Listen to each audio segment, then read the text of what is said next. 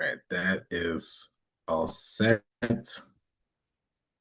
And again, I do appreciate everyone taking your time to join us this evening for additional learning. My name is Ryan Knight, one of the co-founders of the Afro-Caribbean Business Network. We work with entrepreneurs of African and Caribbean heritage, really to figure out what stage the business is in and help them create a strategy to grow their companies exponentially. And we do that through networking events, info sessions, workshops and webinars like this, and also our microloan program. So thank you for registering. We will send you additional information about ACBN just so to keep you in the loop. But today we're actually talking about what it takes to acquire a business, entrepreneurship through acquisition. And we do have Afam Ilue with us, who is what is known as an acquisition entrepreneur. And he's the author of the book From Legacy to Dynasty, the Business Acquisition Blueprint. Afam, the floor is yours. Please feel free to take it away. Thank you, Ryan. Thank you. Please give me sharing authorization so I could share my screen. Yes, you should be able to go now. Okay, let me see. Okay, good to go. All right, so I do have a presentation here, folks. Give me a second to set this up. And then Ryan, feel free to jump in anytime as I present. Say someone has a question that I need to respond to right away, just let me know. As well Okay, as, perfect. Yeah, I'll yeah, be monitoring the chat for you.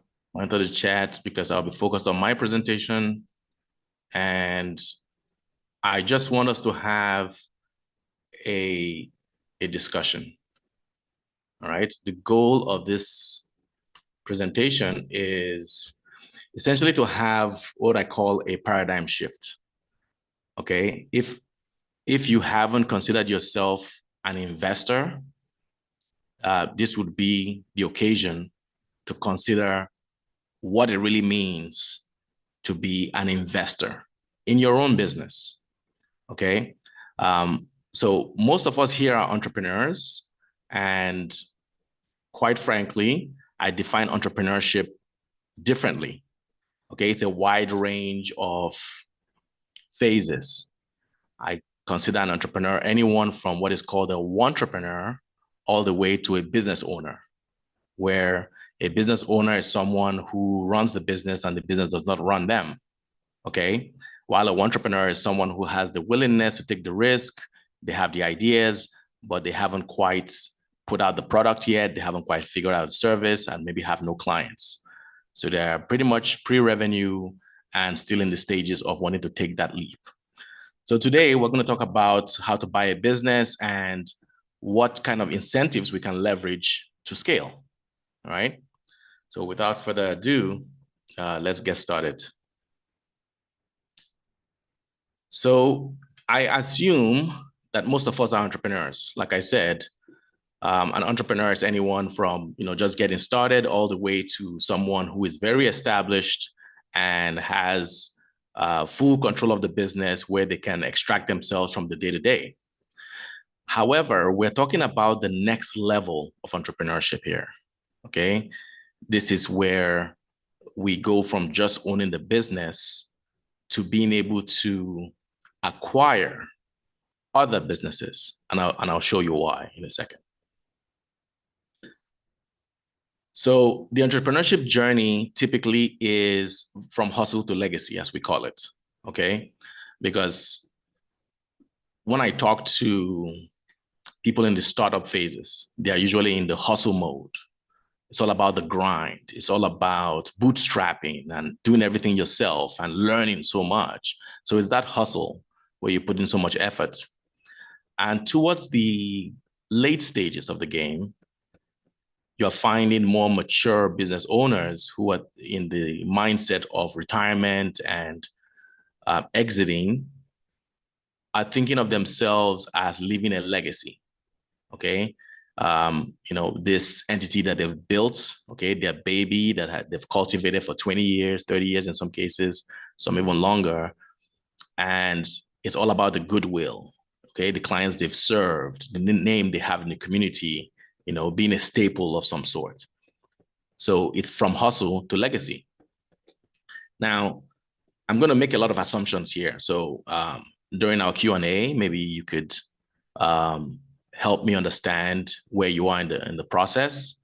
As a matter of fact, let's do a poll. Can you put in the chat if you are at the level 1, which is a entrepreneur, okay? No business, but you have the mindset, okay? No revenue, no staff, no product, but you consider yourself an entrepreneur. Put a 1 in the chat. If you have a business at the growing stages, put a 2 in the chat. And if you are on the mature level, thinking of retirement and exit or some form of that, put a 3 in the chat. And Ryan, you could just tell me what we have in the audience. And let me just continue while you take that poll. So where you've been is that you started a business from scratch, okay? You've hustled through the years, built something profitable, hopefully, because we're in business to make profit. And you've proven you can make it work, okay? Not every business works because we have something called a product market fit, okay?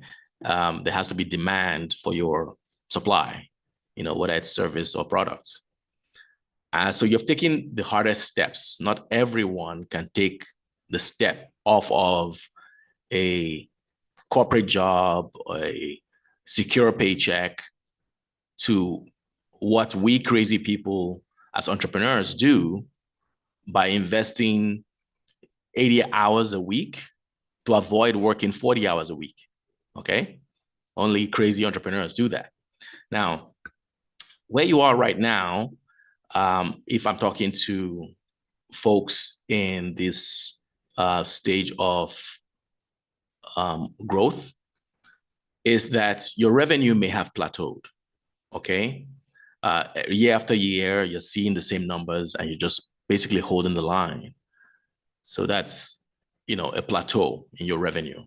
And it's pretty tough to break through when you have sort of the same process, and most people are afraid even to raise their prices because you don't want to lose your customers. So there are many factors that can affect a business plateauing. And then you have the time trap, which is the business runs you, right? There are folks I can't get to go to a birthday party, you come for a funeral, do anything outside their business because they operate it 24/7, okay? And it's always on the mind. So that's the time trap where the business runs you. And then there's a growth cost. And this is very common, okay, for most business owners, where the risk of investing in scaling is higher than the comfort that they currently have, with just getting by. They're drawing some kind of salary, they're squeaking out an existence, they're able to keep their staff, the doors are open. That extra cost of investing into the scaling process is a huge risk in their mind, and they have an aversion for that kind of risk, okay? If it ain't broke, don't fix it, is what the mindset is. And it takes a lot to convince them to come out of that comfort zone. And then you have competition pressure, okay? So the market is getting tougher. There's AI, there's new entrants into your industry. There are all these pressures that if you did anything different, you could lose even a grip on the share you currently have. So you end up basically working harder and not earning more, which I find to be the case most of the time. However, where you're going is to be 7-figure revenue, okay, business, okay, not 5 or 6, 7-figure, and multiple income streams, not just one business, okay? This is next level talk. Time freedom, okay? The business runs without you, okay? This is not just you running the business where it doesn't run you. This is now the business running without you altogether, okay? There's a saying that the more dependent a business is on you, the less valuable it is. Okay? Whereas most of us have our value in the business tied to us as the founders. Okay? There are people that wouldn't do business with your company if you weren't there. Okay? And that's a huge red flag. Okay? For the day you want to exit and you find out that your business is worth nothing without you there, is the day you realize you're going to have to work till you die, or you just close the doors when the time comes. So we have to be thinking of these things right now. That's the legacy mindset. That's the dynasty mindset. Okay. And there's a buzzword now. People are talking about generational wealth. Okay. Everyone wants generational wealth. What does that really mean? It means that you can translate the value you've created over successive generations. Okay. Not just your children, but your children's children. How do we make that happen? Okay. These are the systems that we need to put in place. Okay. Now, again, so how do you get there without running out of cash, okay, or burning out yourself? Okay, this sounds like a lot of work, but on the contrary, we're looking to have less time investments, less efforts, and more output. So the organic growth trap is that you are building everything from scratch, okay? All the investment is capital from your pocket, okay? You're struggling to get to your first 100 customers, okay? You are increasing effort and time required for growth, and the growth is slow. It might be steady, but it's a slow progress, okay? So you may be growing 20% per year, okay, to get to 7 to 8 years to hit $1 million, right? Versus the ability to be able to skip all of that by acquiring that growth, okay, which is what I'm presenting today. The opportunity to skip 7 to 8 years of grind, of reinvestment of your capital, of retaining customers to get to 100 number, all of those very organic methods, okay, over time to get to the same goal. And each growth stage increases your hours, okay, which means you're stealing family time, you are stealing time for bonding with your friends, even rest for yourself, personal development, all kinds of things are sacrificed for this growth. And then you're building everything from scratch. All depends on you. And then capital comes from your pockets, and competitors also grow at the same pace. So it's neck and neck. It's hard to break away from the pack.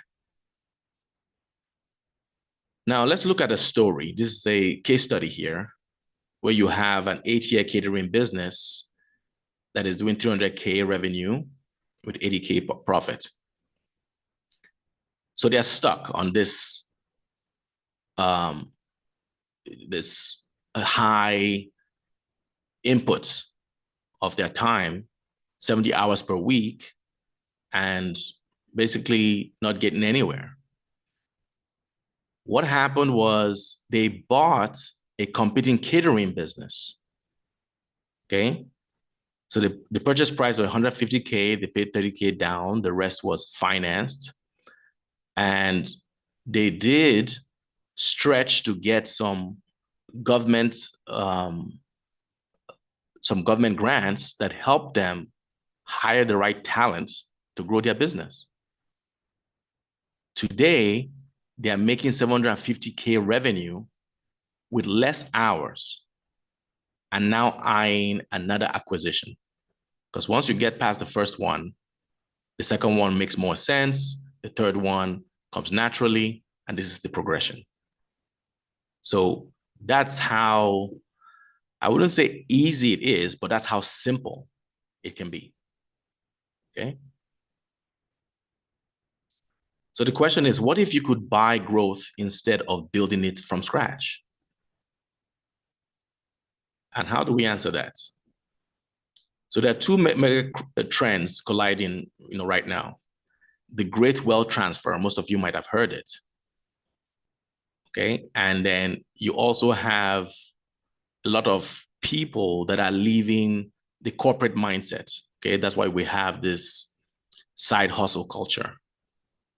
Okay. There's almost like an exodus from corporate life, as well as having the government incentivizing employers to hire people. Okay. That's a major objective of government agencies, to get people upskilled, better trained, higher off the street. These are all opportunities for us. Now, when I see this intersection, I'm also looking at generations.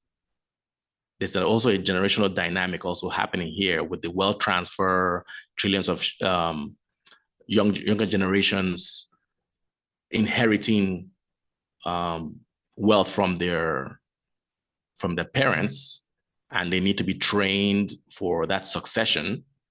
All of that opportunity exists.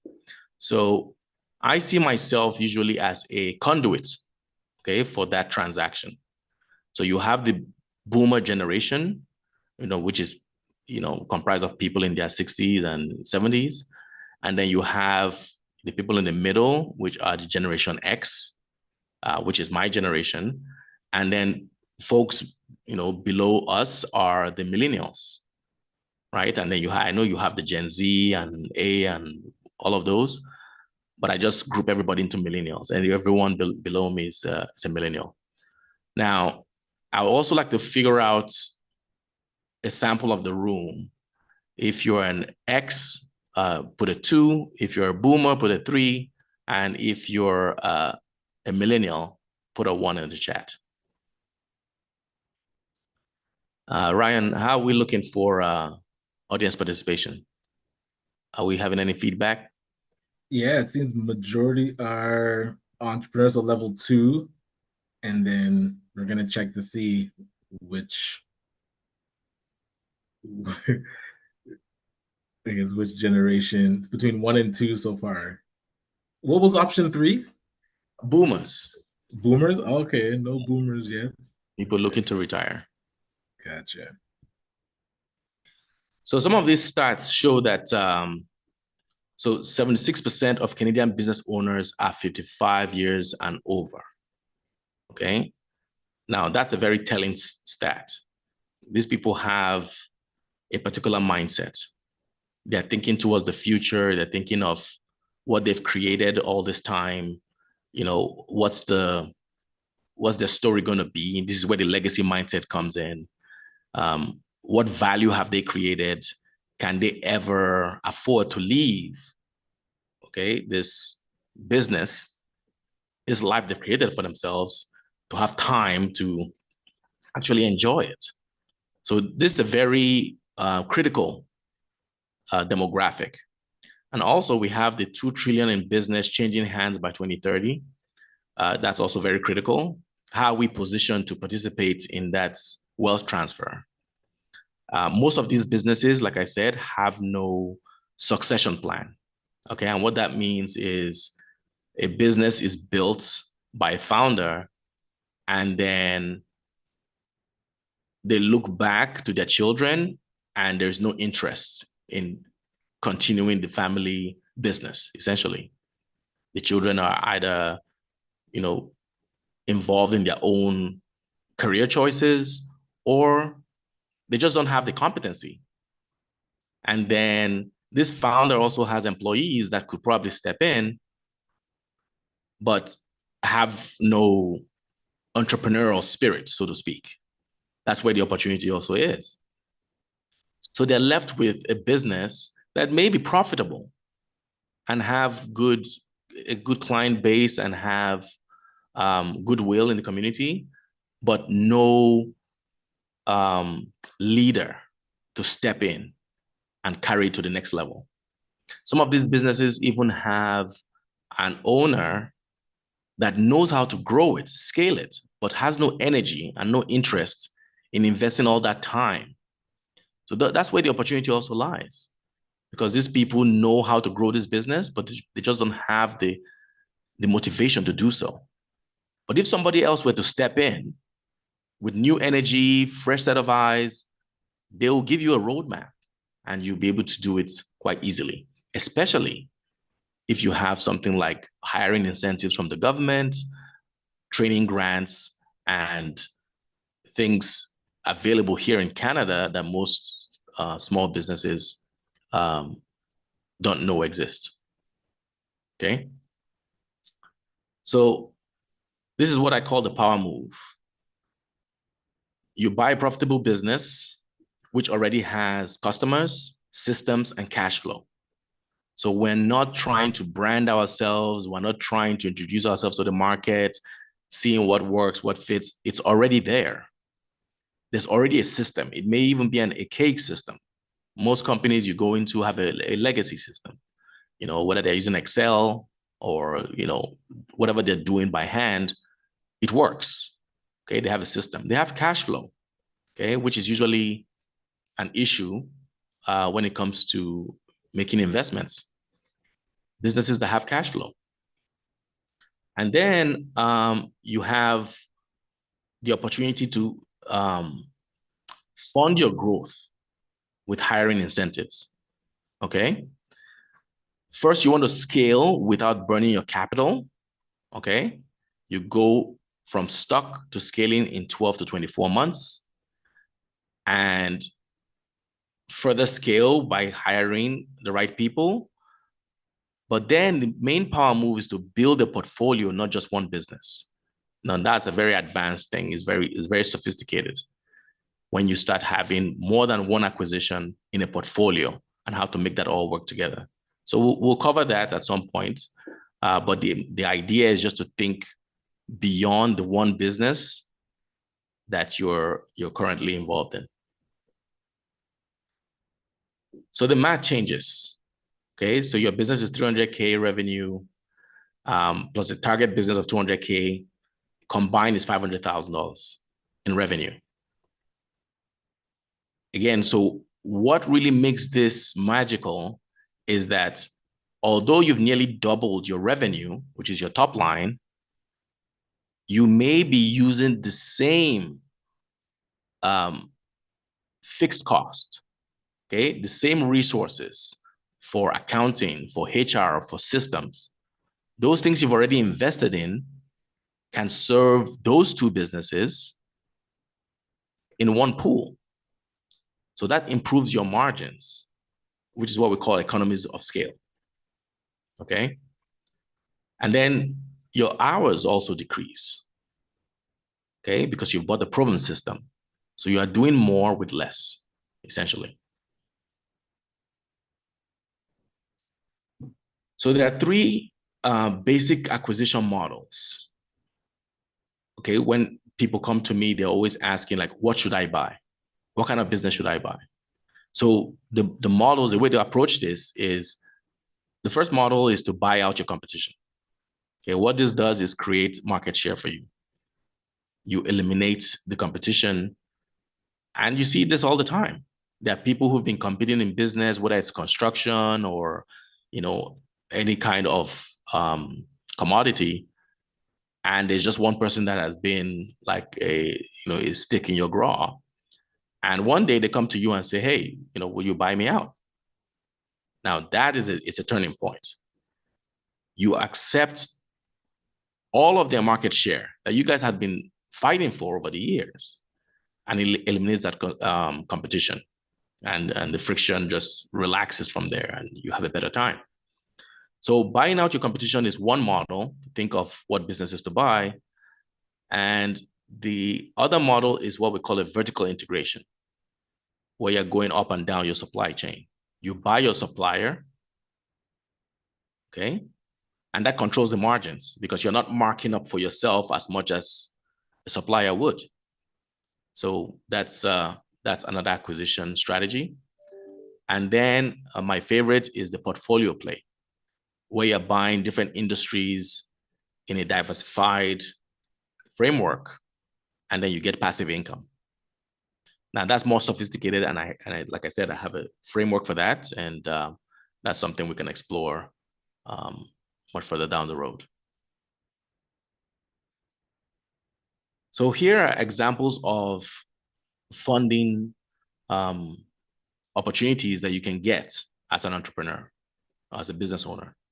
So there's job skills program that gives you from $5,000 to $10,000 per hire. The COJAG, which is a training program for employees. It's about $10,000. There's a Youth Job Connections program, $7,500 per youth hire. And then the apprenticeship incentives, which is $5,000 per apprentice. So you could technically hire 6 people and be up $48,000 in funding. And these people are investments into your company. These are growth drivers. So that's how you might look at that.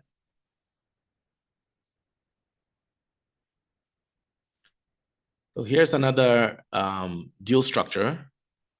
This is the HVAC acquisition. The buyer is a 38-year-old project manager, has 25K in savings, 720 credit score, no HVAC experience, but hired a lead technician as his partner. Okay.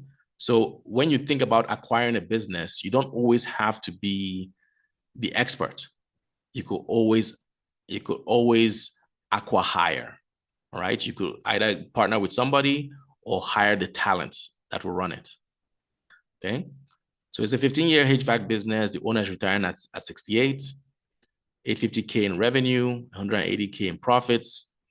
They have 4 employees and 200 plus repeat customers. That looks like a good deal. You have to do more of the due diligence to verify, but on the surface, it looks good enough. Now, I don't know if you can see the distinction in the colors, but with the purchase price, the amount of down payment is the smallest portion here.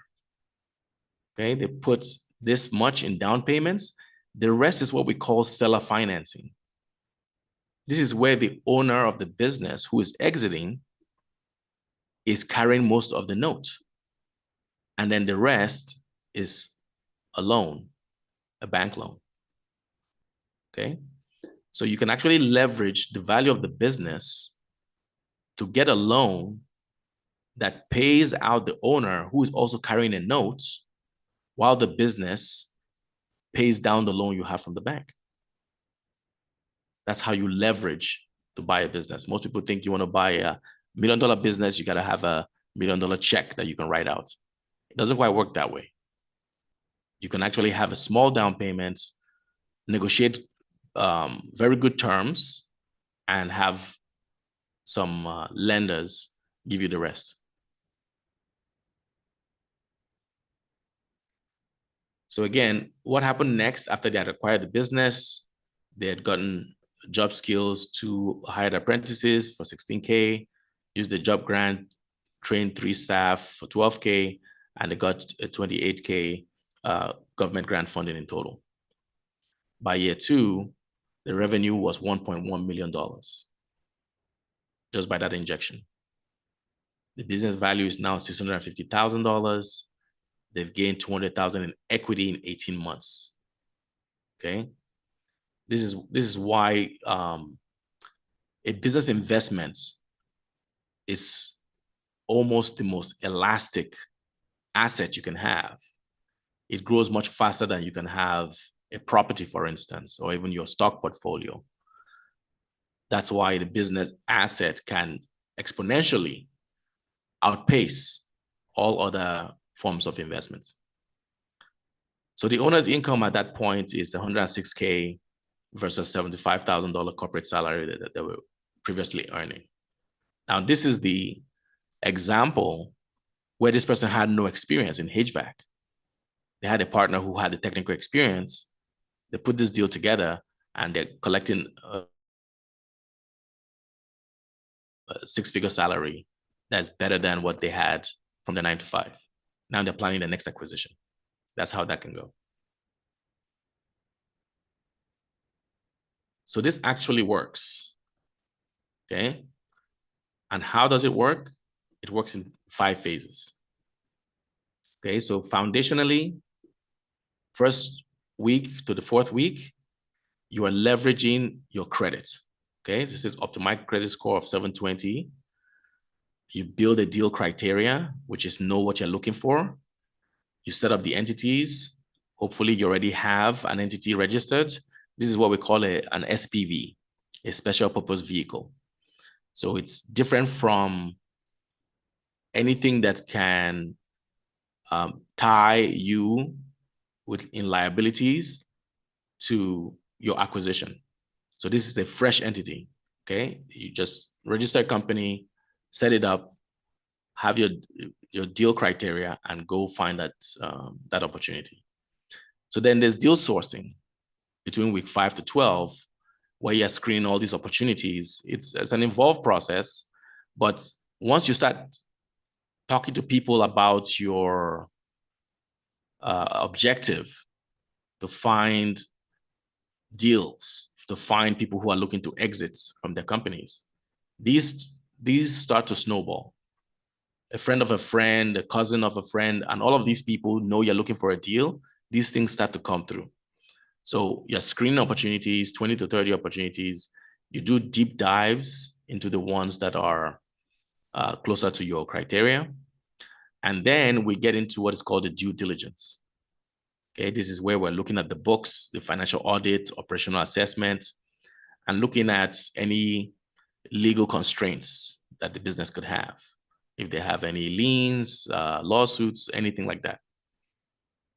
So that's due diligence. That's all part of the process of the acquisition. And I do have a guide for this. It's a 10-step guide. It's pretty straightforward, but this is at a high level what the framework looks like. Phase 4 is the funding stack. This is where we're negotiating to secure seller financing, we're locking in the bank loan, and then we close the deal. So all of this takes between 3 to 6 months. Okay, so deal life cycles are pretty long. They could be shorter, but that's a typical range because of the back and forth, right? If you have accountants and lawyers involved and the bank involved, there's all this paperwork flying around, so it does take that long.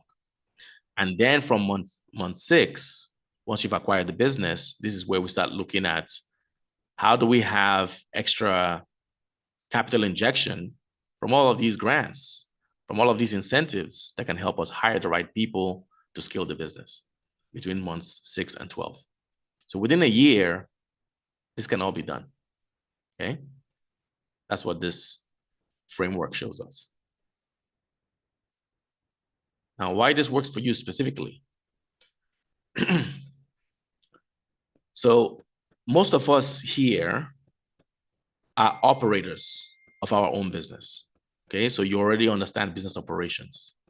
You already know how to serve your customers, how to collect payments, how to, follow up with collections and all of those things, how to acquire new clients, things like that. And you can replicate that system in a different environment, okay? You also have existing relationships with banks, with other business owners. So you do have assets that you can leverage. And then you know how to evaluate what's real versus what's marketing. So already business owners are the most evolved people you can find, because you're going through some kind of spiritual awakening of your own, in being a business owner. When people are going to 9 to 5s, they're logging out at the end of the day, you are still going on in your head. That makes you a BS detector, right? So you know the difference between marketing and what's real. And then you also have the credibility of not starting from zero. because you've been down this road before, right? So this is something that applies to you because you have this experience. But then you might be thinking, I don't have enough capital. And I may have already touched on this, which is most deals require 10 to 20% down payments plus seller financing. I have seen and done a 0%, zero down deal, no money out of pocket deal, where the seller financed 100%. So it is doable under the right circumstances. But then, even at 10 or 20%, it's not the whole value of the business that you're paying for upfront, okay? Which makes it more doable. I don't know how to run their business, okay? You buy the team. I mentioned something called acqui-hire. Some people actually buy a business because of the employees that you have within the business, not because of the products that they have, not because of anything else, but the team. And the team may just be loyal to that brand, and you want the team, then you buy the business. So the team is another, another value aspect of a business. When you're evaluating a business, you have to also evaluate the team in place. So you buy the team, not just assets. As a matter of fact, I would say the team are an asset. And then this seems risky. So buying proven cash flow is less risky than building from scratch. Okay, you walk into the business day one, the cash register is already running, right? So that's a bonus of acquisition entrepreneurship. I'm already too busy. Again, you are buying systems that reduce hours, not increase them. Now, given this is not easy to do, okay? You definitely need some assistance. You definitely need seasoned hands that have done it before to help, but it's quite simple when you think about it. You're buying systems that help you reduce your workload, ultimately. So those address your frequently asked questions, basically. Now, who is this that's speaking to you? Just so I can reintroduce myself. I'm what you call an acquisition entrepreneur. I started to call myself this about 5 years ago. My first deal I did by a fluke, as a matter of fact. I was a wealth advisor in my former life, and a friend of mine had wanted to leave the company that I was working under, which was like a franchise model, and had left his book of business with me. Okay, he left his book of business with me and said, when I settle in the next place, I'm going to come back for them. And he never did come back for the book of business. And that summer, I had more than doubled my existing business because he had a bigger business than I had. I had a $1.5 million book of business. He had $2 million. And that summer, I more than doubled my position. And it's made a big difference in my life. So it's by fluke, right? Because when he went to the other firm, they didn't quite like the kind of clients that we had, right? They were dealing with a different client profile. They had different other products. And the clients he had left with me were, already sort of aligned with my, style and my system. So that's how I got into the mindset that, one day I would like to be able to buy businesses actually for a living. So acquisition entrepreneurship is actually something that is it's a modality. You go out there and research it, you find you have a lot of acquisition entrepreneurs out there. And I have been in and around business for 20 years, facilitating deals either as a corporate professional or now as a deal maker. Last year was a big year. I created 3 millionaires from 2 deals. So one deal had 2 people, an investor and an operator, that became millionaires just from that one deal. And then the other client was an accounting firm that acquired another accounting firm.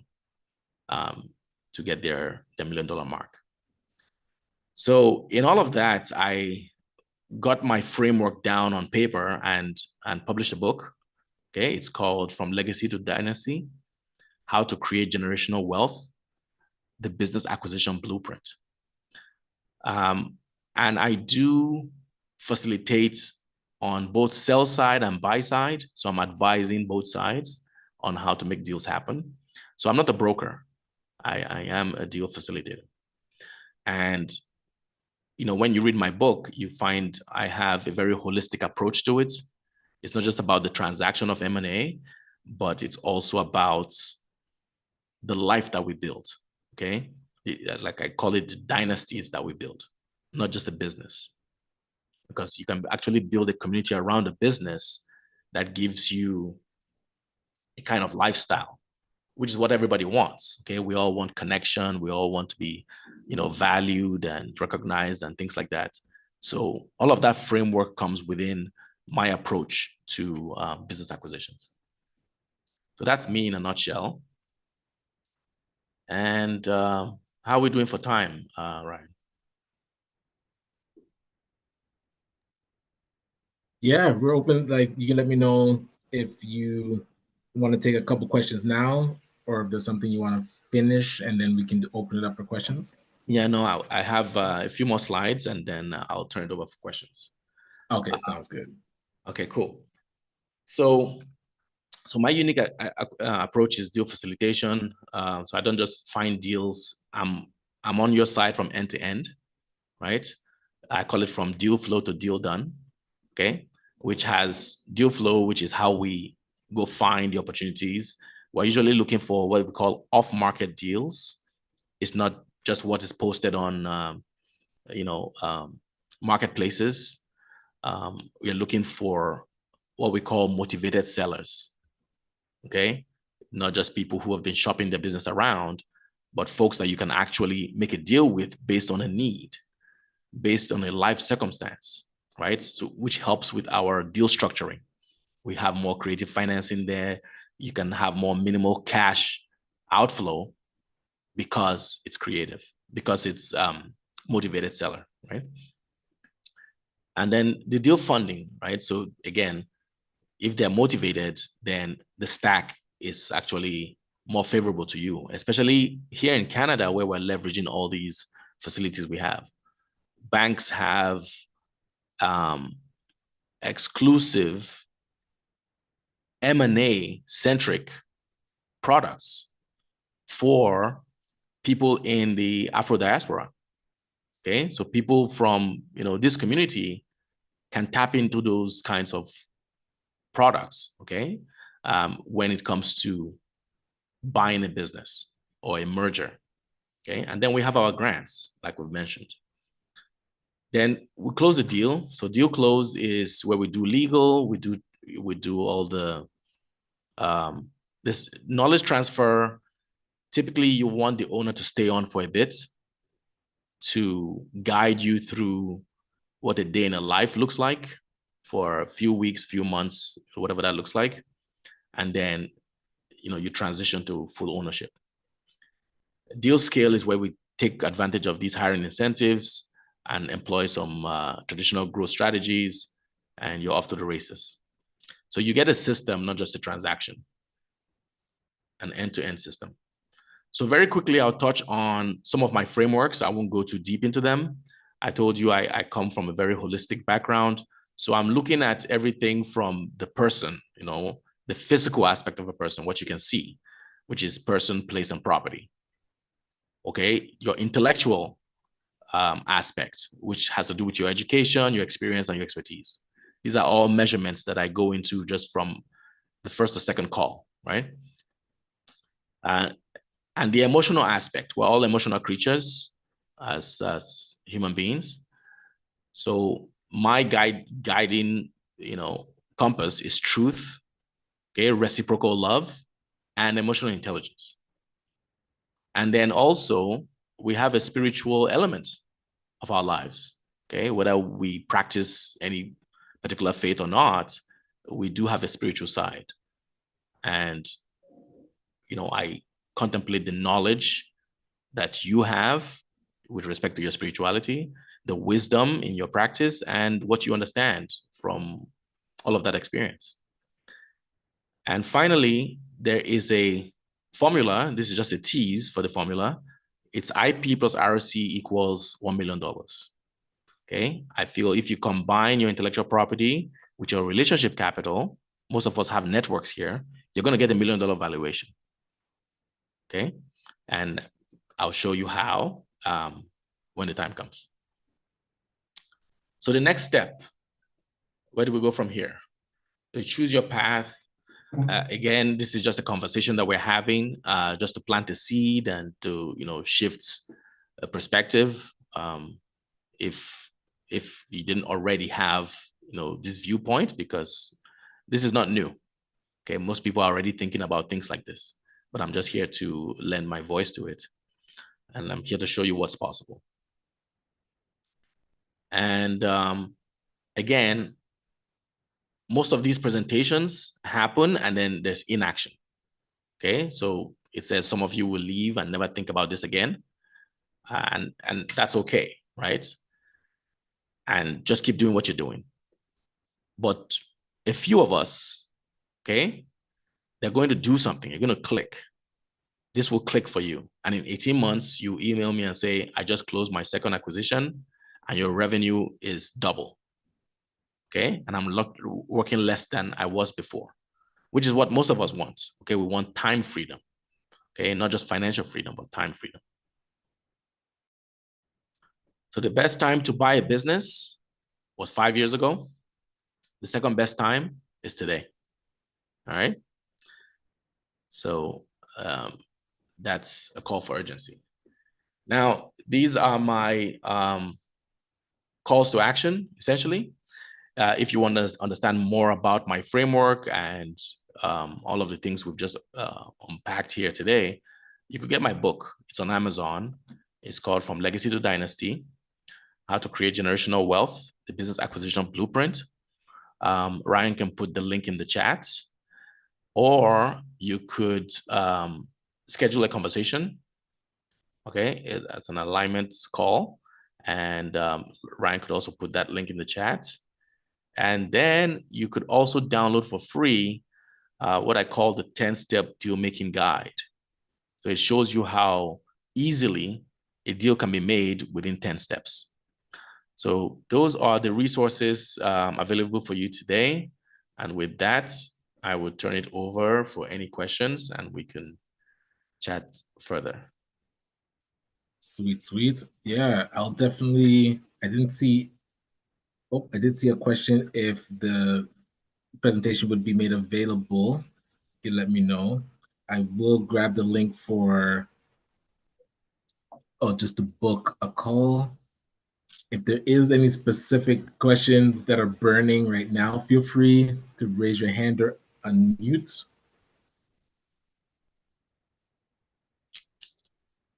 And let me just grab that link.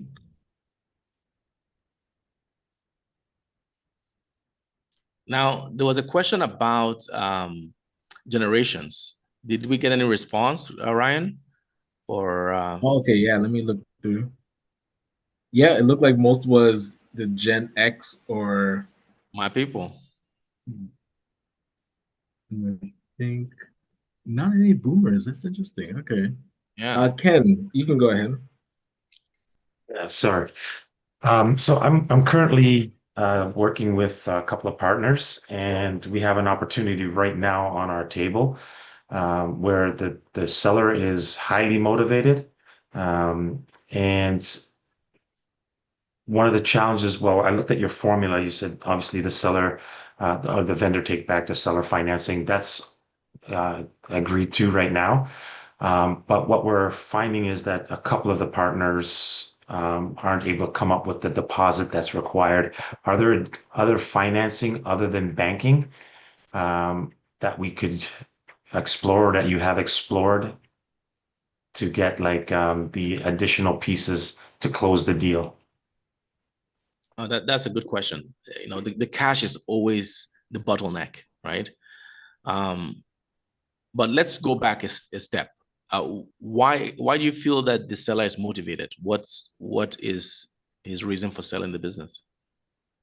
I think one of the challenges is that he has other businesses and that this business hasn't performed the way he had wanted. And he also wants to move in transition with his family. There's been some illness and so on. So it's a time drain for him. And so he wants out. Um, Okay. All right. That's something to look at, right? And you just gave me several definitions of motivation. Okay. So there's illness, there's movement, there's some cash flow challenges, there's shiny object syndrome. Like these are like 4 of the 10, definitions of what a motivated seller is. So I'm thinking there's a deal there that you guys are not uncovering, right? And this is something I'll be happy to take offline with you, just to look at the entire scenario before coming into the deal stack. But great question. and I'll book a call with you. I'll be traveling over the next couple of days, but I should be able to get on a call it's the weekend as well, holiday weekend. Absolutely. So maybe That's next great. week sometime we can chat. Sounds good. Yeah, appreciate the question, Ken. Well, so let's see. Stacy, what should you look for in a business partner to buy a business as a joint venture? And what kind of assets and minimum capital should each buyer have to ensure both parties are ready to move forward with acquisition? That's an excellent question. Who asked it? Stacy Berry. Okay. Hey, Stacy. That's an excellent question. Look, relationships are everything. Okay. That's a starting point, whether for your own partnership or even getting into business with the seller themselves. The first thing you have to do is ask yourself if you like them. Okay. If they like you. Okay. That's where it starts. It's a no-go if the chemistry is not there and if your values aren't aligned. I don't care how sweet the deal is or how much money there is to be made. You could lose your peace of mind either on your side of the fence with your partners or getting into business with someone who knows the business better than you do. Okay. Looking to sell it for whatever reason, and you end up entangled with folks that you may not like dealing with when things don't go so smoothly. So what you look for in a partner, first of all, where Gen X is, if I'm not mistaken, for most of the audience here, we have experience for a reason. Okay, there's either a gut feeling that you get. If there are red flags, don't ignore it. Okay, I do have frameworks for these things, right? Because of my own unique, personality. I know what I look for in people I want to work with. But that's a very expensive mistake you can make, getting into bed, so to speak, with the wrong person. So good question, Stacy. And I would really double down on why you are asking the question in the first place, because that's one red flag. If you're already asking about your partner, okay, maybe there's a question there. I don't know. The next thing is the minimum capital requirements. There is no minimum.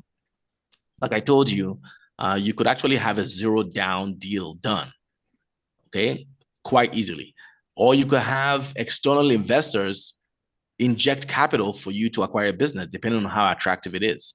So every scenario is different. I wouldn't ask you to just, go around, saving up money as a prerequisite to getting into a deal mindset, because you can even get it done now. However, let me preface this by saying my definition of as an investor, okay, which is what you are when you're trying to acquire a business, is loosely defined as someone who is willing to take the risk and who has $10,000 or more in investable capital. Okay. So for your question, I would just say about 10K. It's a good range to have in your pocket because you're going to pay for out of pocket expenses. whether you're paying accountants or paying lawyers or whatever it is, you still need some cash. So that's the minimum I'm going to say. Good question. Excellent. Thank you for your response. It sounds like choosing a spouse. Yes. Yes. Sweet, sweet. So yeah, just before we close, I did see Sunil has a question here. So granted, each deal is different. Can you walk us through exactly how you structure your compensation on deals like the HVAC acquisition? So I guess example, equity versus flat rate, equity or flat rate. Oh, is that for me? Compensation for me? Is that what you're saying? Yeah, I don't know Compensation if for who? yeah, he said for you, yeah. Oh, that is a $64,000 question. Well done. Yes, I do structure my compensation based on a fee and equity participation for people I want to get into business with long term, right? So that's something that I would be discussing with folks who, find value in working with me to get their deals done. Because like I said, I'm deal flow to deal done and beyond. Okay. So I bring not just the expertise in terms of being your integrator, okay, as your intermediary for getting the deal facilitated, but also post acquisition expansion. Okay. So I do have access to an agency. I do have a lot of business strategy, input. So I'm typically very invested in a business beyond just the transaction, right? My approach is more relational. So we can talk about those, those compensation, models. I do have a model, but I'm not going to be, promoting my compensation here because this is just a conversation. So we could take that offline and talk about your particular situation and, what a fair exchange of value might look like, if that makes sense. Quick note, the link to book a call with you isn't working. So I put the website on the website. It doesn't show how to book a call either. Let me put that again in the chat. So is the C1, I'm going to put it in your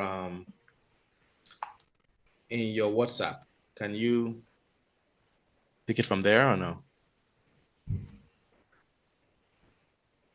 Sure thing. Otherwise, let me grab it from here. Is this Bitly one? Bitly, yes. All right, let me just test it out.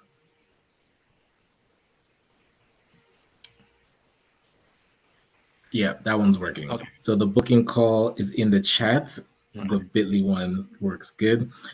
Again, so for those that did want to book an additional conversation with FM, please do book. It is in the link there. If you're interested in this space and entrepreneurship through acquisition, we have somebody willing to walk us the path, or walk with us down the path. How about that? So we'll definitely be having more conversations around this space. Yeah. So stay close, and hey, maybe we'll see ACBN have one of our acquisition deals, and that'll be the next presentation. That's coming. A step-by-step of what we did. That's in the works. Trust me. Yeah. Any final thoughts before we wrap up? No, just thanks for having me. And this was a great audience. They were very engaged, and I just appreciate the time. Thank you. Oh, sorry. There was one other question. Christopher did ask, what business industries, in your experience, is worth investing into? Do any that come to mind? It depends. So it depends on your expertise, and it depends on essentially what outcomes you're looking for. So we always have to work backwards. So we work from the end in mind and work backwards. So there's no cookie cutter, answer, right? People will say, oh, go buy, HVAC businesses. That's very saturated. Everybody wants to buy those kinds of businesses. Or go buy, a chain of laundromats on this kind. Like those are like very canned answers. Everyone is unique, and we have to start from your experience. We have to start from the outcome you're looking for, how much time investment, all of these attributes, and work backwards from there. So we can definitely craft a deal criteria for you, but it won't just be one size fits all, unfortunately. If that makes sense. Sweet. And if you ever want to update your site, it looks like he has a website called sitecatalyst.ai. So you can check that out to improve your website. Very cool. Thank you, Ken. And again, thank you to everybody for taking the time to be with us this evening. Looking forward to next conversations. We have the ACBN drop in on Thursdays. So the next one is 6:30 on, is this 6? Yeah, 6:30 on Thursday. And we are going to be starting up our wealth building workshops and webinars. So this is kind of the spark of that conversation. What can we do to build wealth in our community? Buying a business is definitely one of those things. So we're going to definitely be continuing this conversation. And again, enjoy the rest of your evening, but we'll see you at the next session. All right. Have a good one. Thanks again, FM. We'll talk soon. Thanks for having me. Thanks, Ryan. Thank you, Ryan. Thank you, everybody. See you. Before we disconnect, can I just ask a quick question? This is not for everyone, so you can jump up for FM. Hi. I was just thinking, Ryan, maybe this is something you can jump in on too. Maybe we can share some more content on like the value of entrepreneurship from this angle and start to promote it to our network, so that, like, I know we have this session, but this is a really good conversation and another approach of entrepreneurship that's not really explored as much as it should be from our community. So maybe, I don't know if you have some like assets in terms of or content that you may share that we can maybe share as well, and that can maybe connect people to you for more insight, but also educating our target audience on this. Absolutely. And you work with ACBN, I think. Yes. Okay. Yes. Okay. Absolutely. So Ryan is a consummate marketer, right? We came up with a title together. I think he'll be able to extract whatever he needs from me to either educate your audience or provide resources for them to take some kind of action. So I'm happy to share whatever I have as a way to move the conversation forward, because that's my passion, to really bring our community to that next level where we own an entire ecosystem, right? And we're creating millionaires, and that's just a commonplace for us to have our own table and not ask for a seat at the table at somebody else's table, right? So great question, and I'm sure we can come up with a campaign that way with Ryan. Sounds good. Okay, Ryan, we'll connect with that. Thank you, FM. Hey, FM. Yes, sorry, sounds good. I want to ask you a question. My name's Sean, so me come on the camera. I'm not going to hide. Here we go. Yeah, great presentation. Actually, partway through it, I got a call, so I had to sort of hop off. Yes, I'm heading up an investment initiative now, and the framework that you structured in terms of the deal flow, sort of end to end, finding a deal, speaking with the seller, convincing the seller that you're a worthy, sort of recipient of their life's work in some instances, because they are retiring, they have no exit. So in effect, you are the exit. Yes. You mentioned, their kids don't want to get involved, et cetera, et cetera. What my question was, you had shared a screen, sort of let's stay connected. So in terms of that, that's the best way to kind of get in touch with you, yourname.com/call. And that will put me through, I presume, to like your... Yes. I also have my LinkedIn profile if you want. I think I shared that with Ryan. Okay. Ryan, let's grab that and put it in the chat if possible. All right. That's another way to connect. I'm active on LinkedIn, so we could just DM that way. Cool. And did you say are you a private equity or what's your group? In effect, that's what I've sort of modeled, sort of a private equity. So I've gone out, I've put a board together, I've got my professionals. So I'm working with lawyers, accountants on a success fee oriented basis. Yes. I've warmed up a few banks, and it's just really now trying to find some deals. So I had a few deals go pear-shaped in 2025 for various reasons. As we went through the due diligence, a few things went pear-shaped. Yes. I've got 2 LOIs out at the moment that Nice. I'm trying to to land.